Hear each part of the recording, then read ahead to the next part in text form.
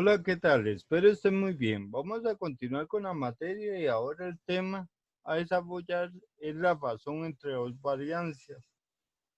Ok, si vemos el orden en que hemos ido determinando los intervalos de confianza, en dos poblaciones hemos visto diferencia de medias, diferencia de proporciones y ahora uno desearía diferencia de varianza, sobre todo por el uso que le damos para resolver algunos problemas.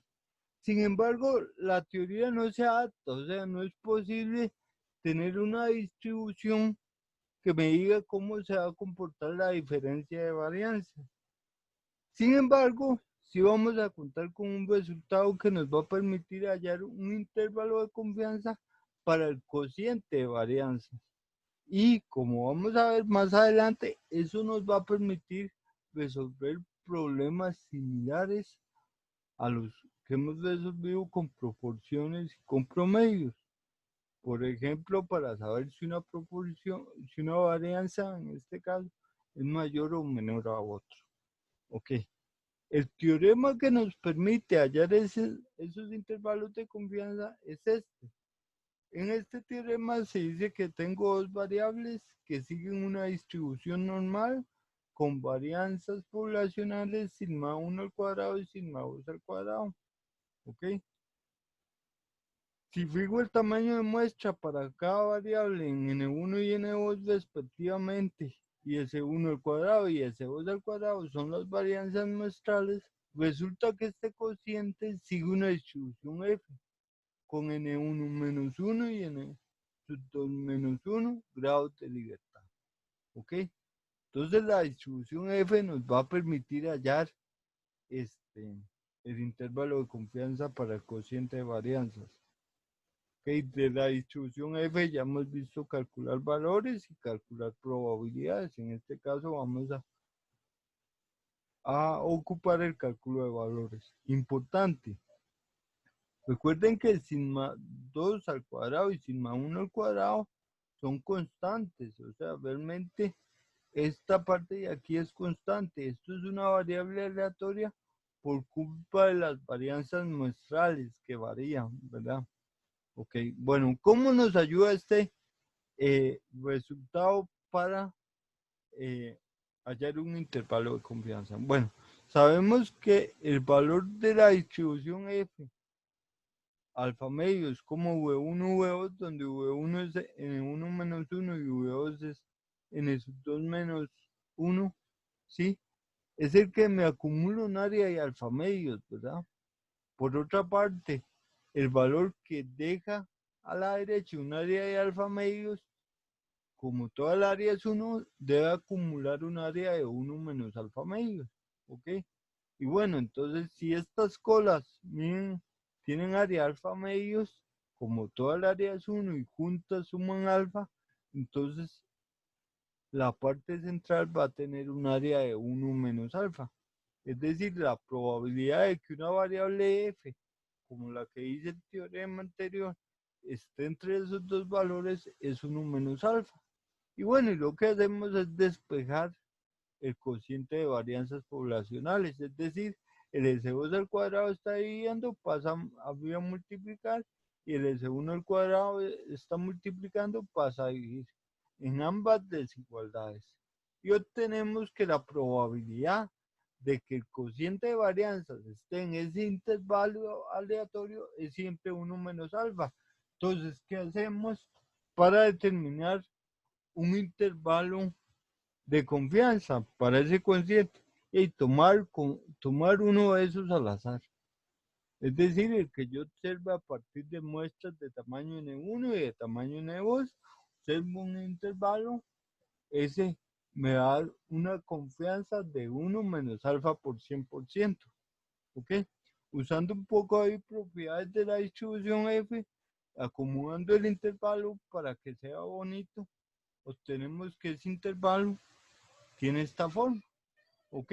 Ese sería el intervalo de confianza para un cociente de varianzas. Detalles importantes. Vean que el intervalo está dado para sigma 2 al cuadrado, o sea, varianza de la población 2 sobre varianza de la población 1. Debemos respetar el orden si queremos hacer este intervalo. Si ustedes tienen varianza de la población 1 sobre varianza de la población 2, tendrían que darle vuelta, ¿verdad?, a cada extremo del intervalo y quedarían en orden inverso. ¿Por qué? Por las propiedades de desigualdad. Es decir, un IC para la varianza 1 sobre la varianza 2 sería S1 al cuadrado sobre S2 al cuadrado por este valor de F, ¿verdad? Todo eso en el denominador, coma, y luego seguiría esta fracción del extremo izquierdo invertido, ¿verdad? Pero entonces, importante, tienen que tener en cuenta el orden. O, otra forma de verlo, la población 2 es la que está aquella cuya varianza está en el numerador. Y la 1, aquella cuya varianza está en el denominador. Ok, listo. Entonces ya tenemos una fórmula. Lo otro es que esta fórmula puede variar de un libro a otro. ¿Por qué? Porque acumulan los F's distintos, porque en vez de les gusta poner varianza 1 sobre varianza 2, ¿verdad? Y cambia un poco, pero son equivalentes, ¿verdad? Nada más respetar el orden. Esta presentación particularmente me gusta porque vean que el F es siempre 1 menos alfa medios en ambos casos. ¿Qué varía? El orden de los U's. Aquí es N2 menos 1, N1 menos 1. Y el otro valor F es N1 menos 1, N2 menos 1. Ok. Bueno, procedemos a ver un ejemplo concreto de aplicación de este intervalo. ¿Sí? Veamos este ejemplo. Dice, el rector de la Universidad Futuro Garantizado ha indicado que la edad con que se gradúan los estudiantes de computadores es mucho más variable que la edad con que se gradúan los estudiantes de tecnología de la información. Para contrastar esta afirmación, se tomó una muestra de recién graduados de ambas carreras. Ahí tengo las edades. Vean un detalle ahí. Asuma que las edades a las que se gradúan los estudiantes siguen una distribución normal. Recuerden que es un requisito. Si ese requisito no viene en un problema, no es que no lo pueda resolver. Bueno, una forma de resolverlo es ponerlo como una de las hipótesis que se va a asumir en la resolución. Es decir, en la resolución del problema, si esa indicación no viene, uno tendría que poner, bueno, asumiendo que las variables tales y tales siguen una distribución normal, se tiene que el intervalo es de la forma que acabamos de ver. Ok, bueno, aquí me pide, encuentro un intervalo de confianza al 90% por el cociente de las varianzas de las edades, ¿verdad? Y un error, vamos a corregirlo, son edades de los estudiantes de ambos tipos de carreras. Ok, entonces definamos las variables. Las variables, recuerden que hay esa dualidad en que las podemos ver como conjuntos o como variables aleatorias. Entonces, yo puedo definir X1 como las edades de los estudiantes recién graduados o con que se gradúan de la carrera de computadores. ¿Ok? Edades, eso me da la noción de conjunto. O lo puedo definir como una variable aleatoria, es decir, la edad de un estudiante elegido al azar, recién graduado de esa carrera. ¿Ok? Bueno, definamos aquí las poblaciones. Voy a poner aquí edades.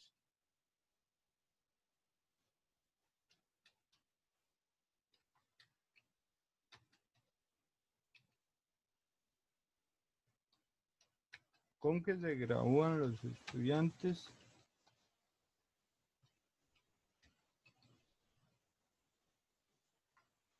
de C. ¿Ok? Y por otro lado, tenemos las CAs con que se gradúan los estudiantes de TI. Okay. Bueno, tomamos una muestra. Vean que hay que definir quién es sigma 1 y quién es sigma 2. Entonces, vamos a tomar aquí, vamos a ver si todo calza bien. Sigma 1 al cuadrado, vamos a escribirlo aquí.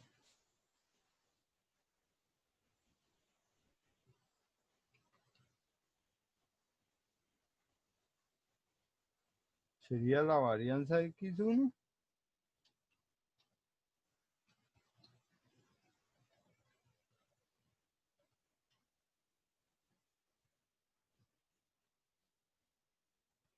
¿Ok? Y sigma 2 al cuadrado sería la varianza de x2.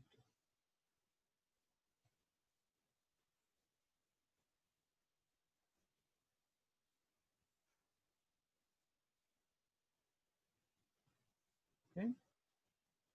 Bueno, también ocupamos el nivel de confianza. Vean que la confianza es del 90%. Eso me indica que el alfa es del 0.1, ¿verdad? Recuerden que la confianza es 1 menos alfa por 100%. Ok, 0.1. Continuamos. Ok, siempre hay que hallar esos valores F. ¿Sí? No hemos dicho quién es el N1 y quién es el N2. Vean que el N1, el tamaño de la muestra 1, ¿sí? Serían 2, 4, 6, 8, 10, 11, 12, 13. ¿Verdad? Entonces pongámoslo aquí. N1 es 13.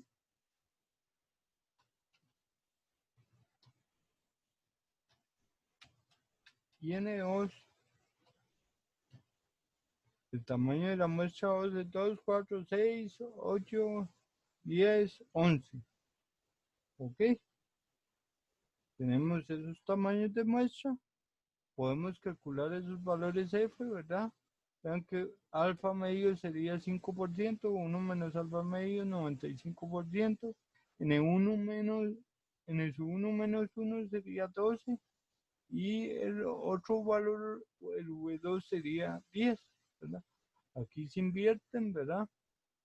Pero ustedes pueden verificar esos valores ahí, ya sea en las tablas o en la aplicación. Ok, ya tenemos los valores F. Entonces, con esos valores F, como el X1, pongámoslo bien, justifiquemos bien las cosas, ¿verdad? X1, sigue una distribución normal.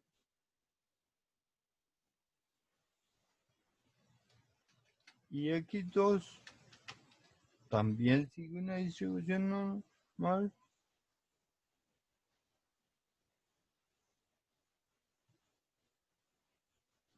Perdonen ahí. Ok. Movimiento.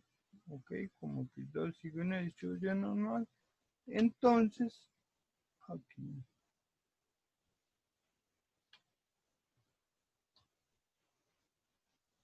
Ok.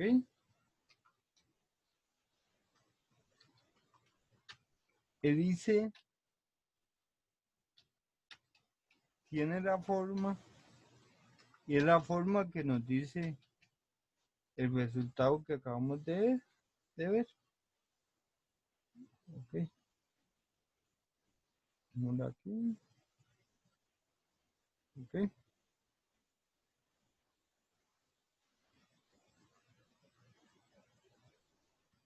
Pongamos aquí. Y así. Ok. Entonces vean que aquí aplicamos la fórmula, ¿verdad? Es importante que ustedes verifiquen el cálculo del S2 al del S2 la varianza de los datos, metan en la calculadora estos datos, ¿verdad?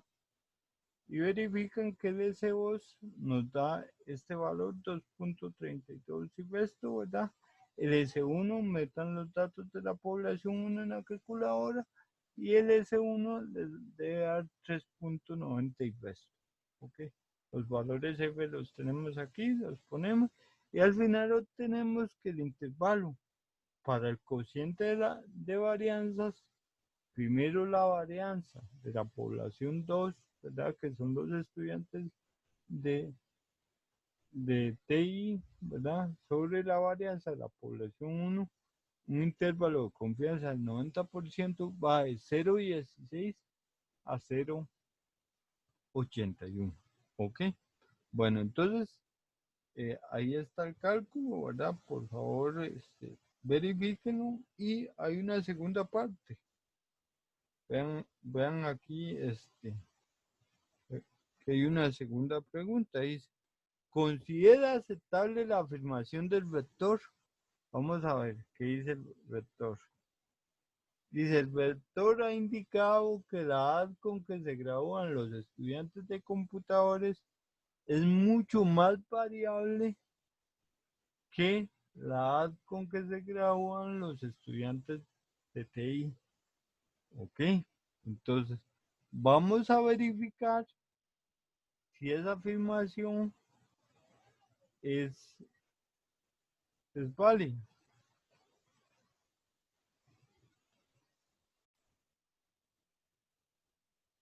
Ok, entonces lo primero que vamos a hacer es escribir la afirmación en términos de la definición de parámetros que tenemos. Entonces, fíjense bien, lo que me dice es que la varianza de los estudiantes de computadores, o sea, la varianza de la población 1, ¿sí? Es mayor a la varianza de la población 2, ¿cierto? Es más variable. O sea, la varianza es más grande en la población 1 que en la población 2. O, dicho de otra forma, la varianza de la población 2 es más pequeña que la varianza de la población 1. Ok, entonces procedemos a escribir la afirmación. Ese es el primer detalle, ¿verdad? Entonces la escribimos aquí y está. Varianza de la población 2 es más pequeña que la varianza de la población 1. Tenemos que saber si aceptamos, si consideramos aceptable la afirmación. Recuerden, en esto no puedo decir si es verdadero o falso, no si la acepto o no, con base en nuestro ICE. ¿Ok? Bueno, ¿qué vamos a hacer? Si ustedes ven, el ICE es para el cociente sigma 2 al cuadrado entre sigma 1 al cuadrado. ¿Ok? Sigma 2 al cuadrado entre sigma 1 al cuadrado es muy probable, ¿verdad? En términos de confianza, recuerden, hay un 90% de confianza que esté metida en este intervalo. Y este intervalo está por debajo del 1. Entonces, si es bastante probable que ese cociente sea menor que 1. ¿Por qué? Porque todo el ICE es menor que 1. ¿Está bien? ¿Ok? Entonces, yo considero que es viable que ese cociente sea menor que 1. ¿Ok? Bueno, pero si ese cociente es menor que 1, vean que el sigma 1 al cuadrado pasa a multiplicar el 1 y queda que la varianza de la población 2 es menor a la varianza de la población 1. Es decir, es viable la afirmación, ¿sí? ¿Ok? Entonces, si se considera aceptable la afirmación del rector de su universidad, es aceptable. ¿Por qué? Porque, bueno, en otras palabras, ¿verdad? En realidad esta es una equivalencia, ¿verdad? Son equivalentes. La afirmación es esto y si pasa esto. Y esto es viable que pase porque todo el ICE donde muy probablemente este cociente está por debajo de 1. Entonces, sí es aceptable que eso sea menor que 1. ¿Ok? Entonces vean que pudimos decir que una varianza era más pequeña que otra. ¿Ok? Otros detalles, ¿verdad?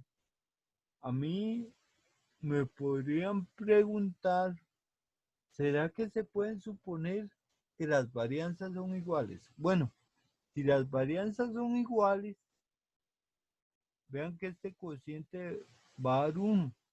Entonces veo el intervalo y veo que el 1 no está en el intervalo, está fuera del intervalo. Entonces, difícilmente ese cociente de 1 y difícilmente las varianzas son iguales. Entonces, no debería suponerlas iguales, debería suponerlas distintas. ¿Sí? ¿Ok? Entonces, ¿cuándo se suponen iguales? Cuando el 1 está metido en el intervalo. Si el 1 está fuera del intervalo, hay que suponerlas distintas. ¿Y eso en qué me ayuda? Pues si recuerdan, en diferencia de promedios, eso es muy útil. Porque en diferencia de promedios, cuando las muestras son pequeñas, y se desconocen las desviaciones, hay que jugar entre se suponen iguales o no se suponen iguales las varianzas. Ya tenemos un mecanismo para darle peso a esa suposición y que no sea una suposición este, meramente intuitiva, de ver ahí los datos y qué tanto varían y no, sino algo, digámoslo así, más científico, ¿verdad? Ok. Y bueno, y con esta aplicación que vemos aquí, también rescatar el hecho de que en veces me interesa que todo el IC para el cociente de varianza esté por debajo de 1 o por arriba de 1, ¿verdad? ¿Por qué? Porque si está por debajo de 1, si no contiene a 1, puedo decir que una varianza va a ser más grande que la otra. Y si contiene al 1, puedo suponer que son iguales, ¿verdad? Igual si contiene a otros valores ahí. Bueno, entonces ese es el tema en este video. Espero que les sirva de utilidad. ¿Ok?